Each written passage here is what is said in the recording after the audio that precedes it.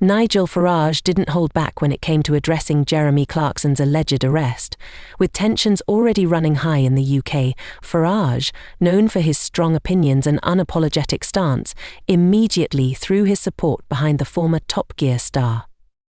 The controversy started with accusations against Clarkson, claiming he was spreading conspiracy theories, misogyny, and, here's the key, hate. Farage argued that this tactic is typical of the left, who frequently accuse others of spreading hate, while, in his view, being the most hateful themselves. They want Clarkson totally and utterly destroyed, Farage emphasized, just as they do to anyone who holds a worldview different from their own. But this wasn't just about Clarkson or a single arrest. For Farage, it represented a larger battle for free speech. He saw it as a direct attack on the right to express differing opinions, particularly when it involves high-profile personalities. The arrest symbolized what he called a dangerous trend in the UK, the suppression of free expression by an increasingly authoritarian government. Farage's words resonated with millions, spreading quickly across social media and public forums. His message was clear. This was a moment of reckoning for the UK stance on free speech. Elon Musk, known for his outspoken views, soon joined the fray. Musk took to Twitter, sharply criticising the actions of the UK government under Keir Starmer. He didn't mince words, calling it a creeping authoritarianism threatening to stifle open dialogue. In a symbolic gesture, Musk even visited Clarkson's pub. "I'm sensitive to bitter tastes," he joked, sipping a pint. But his visit was more than just a casual stop. It was a public statement of support for free speech and a stand against what he saw as government overreach. The controversy sparked protests, particularly in rural communities already feeling alienated by Starmer's policies. One flashpoint was a new inheritance tax introduced by Rachel Reeves, which hit farmers hard. Farage, with his deep roots in rural England, understood the significance. "This isn't just about tax," he explained at a rally. "It's about solar farms, net newly policies, and rewilding, all imposed by an urban elite out of touch with rural life." Farmers, the backbone of the nation, felt betrayed. Farage argued that the inheritance tax wasn't targeting the wealthy.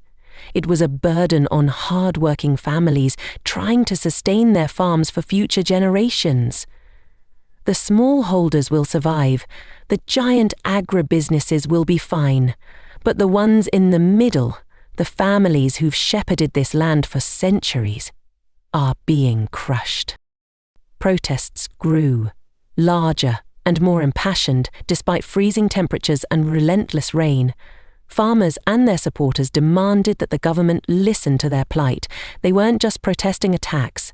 They were demanding recognition of their role in the country's economy and culture.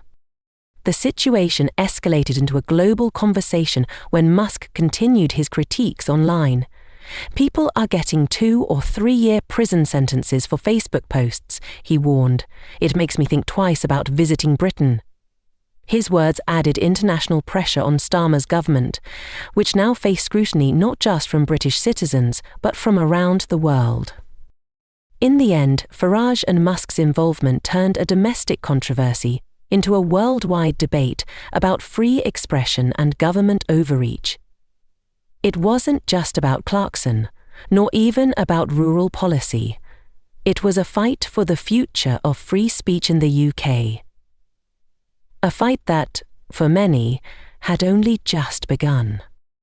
Clarkson, because they say he has been spreading conspiracy theories, he has been spreading misogyny, and here's the key, he has been spreading hate. This is what the left always does. They always accuse people of spreading hate. Organizations spring up using the name hate. Actually, the truth of it is, the most hateful people are those who accuse others of it. Nigel Farage didn't hold back when it came to Jeremy Clarkson's alleged arrest. With tensions already running high in the UK, Farage, known for his strong opinions and unapologetic stance, immediately threw his support behind the former Top Gear star. "So therefore, I'm also arresting you, okay, under the Public Order Act," said the officer. "You do not have to say anything." But Farage, who's never been one to shy away from controversy, was quick to call it out. He wasn't just speaking for Clarkson, but for everyone who believes in free speech. Farage has built his career on challenging the status quo, and he saw this incident as a direct attack on the freedom to speak openly, especially when it involves high-profile personalities like Clarkson. "They will not accept Clarkson's apology," he continued. "They want him totally and utterly destroyed, as they do anybody with a different view on the world to their own woke, West Coast outlook on things. And this just shows you how unpleasant, how nasty, how destructive they really are." But this wasn't just about an arrest. It was about standing up for what's right, especially when it comes to ordinary people and their voices being stifled by the government. Farage, with his sharp words, made it clear he wasn't going to let this slide. If you don't like the changes that we've made," he said, "I say the door is open and you can leave." To him, this was bigger than one person. It was about the UK's growing problem with free speech. His voice echoed across social media and public rallies, reaching millions who shared his frustrations. Farage wasn't the only one speaking out. Other big names like Elon Musk also stepped in, further amplifying the message that things weren't right in the UK under Starmer's leadership. 5 years? No. They're a hopeless bunch," Farage remarked. "So, would you invite Keir Starmer to your pub?" an interviewer asked. Keir Starmer, Prime Minister? No, he's banned. He's the first person to be banned. He's actually on a board in the hall. Well, what have you got against him? Hello? I thought you were running a news operation. This moment marked a turning point. It wasn't just about the arrest anymore. It was a battle for the future of free expression in the UK. As Farage and others continued to speak out, the pressure on Starmer grew, showing just how high the stakes had become. The UK was starting to feel like it was on the edge of something big. And it wasn't just about politics anymore. It was about the freedom to speak your mind without fear. On Tuesday, nearly 7 million signatures were gathered in support. "People are still whining about it," someone commented. "He's not going to do anything." "Oh, he's going to do something," another countered. "That is absolutely incredible. For those people saying, oh, it's bots, it's not going to do anything, once you've voted for something, it's coming. You've got to respect it. This government has to earn our respect. That's the only respect that should be talked about here.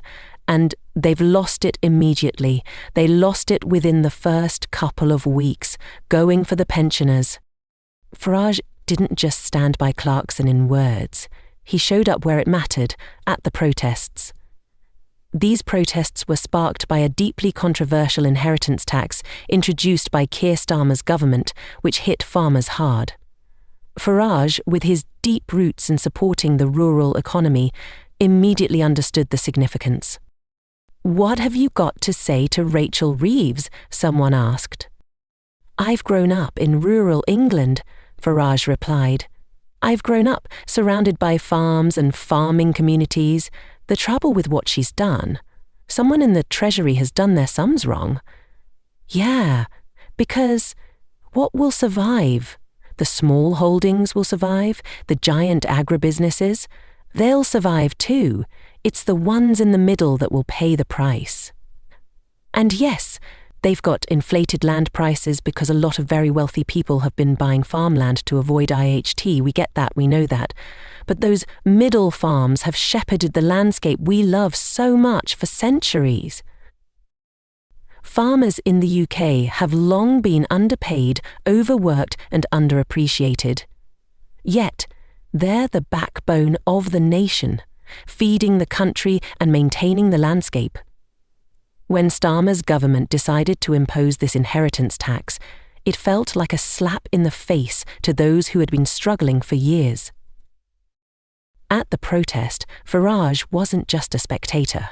Alongside Clarkson, he spoke passionately about how the policy would harm the very people who were keeping the UK's agricultural industry alive. The message was clear. This wasn't a tax on the rich, as some might argue. It was a tax on hard-working families trying to keep their farms running for future generations. This is not just about tax, Farage continued. It's about solar farms. It's about bonkers net zero policies. It's about bonkers net zero policies. It's about everything that's been done over the last few years. These people feel that the urban elite doesn't give a damn who they are or even like them. Despite pouring rain and freezing temperatures, thousands of protesters voiced their frustrations. They weren't just protesting the tax. They were protesting the disconnect between the government and the realities of rural life. Farage and Clarkson made it clear that the government could no longer ignore the struggles of the farmers that fed the nation. Classic BBC. Clarkson chimed in during a separate interview. It's not about the fact that I bought a farm to avoid inheritance tax. It's about the people who have to go through all these hoops just to keep what's theirs. Farage wasn't alone. Elon Musk's involvement added a global dimension. There's crazy stuff happening in the UK, Musk commented. People are getting 2 or 3 year prison sentences for Facebook posts. His tweets were sharp, direct, and critical. It makes me think twice about visiting Britain, he said. They might drag up some old tweet and say 2 years in prison for this.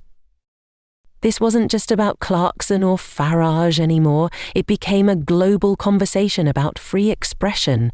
Musk even visited Clarkson's pub, symbolising a powerful stand against what he saw as growing authoritarianism in the UK. The UK government, under Keir Starmer, was now under intense scrutiny. This battle for free speech was just beginning.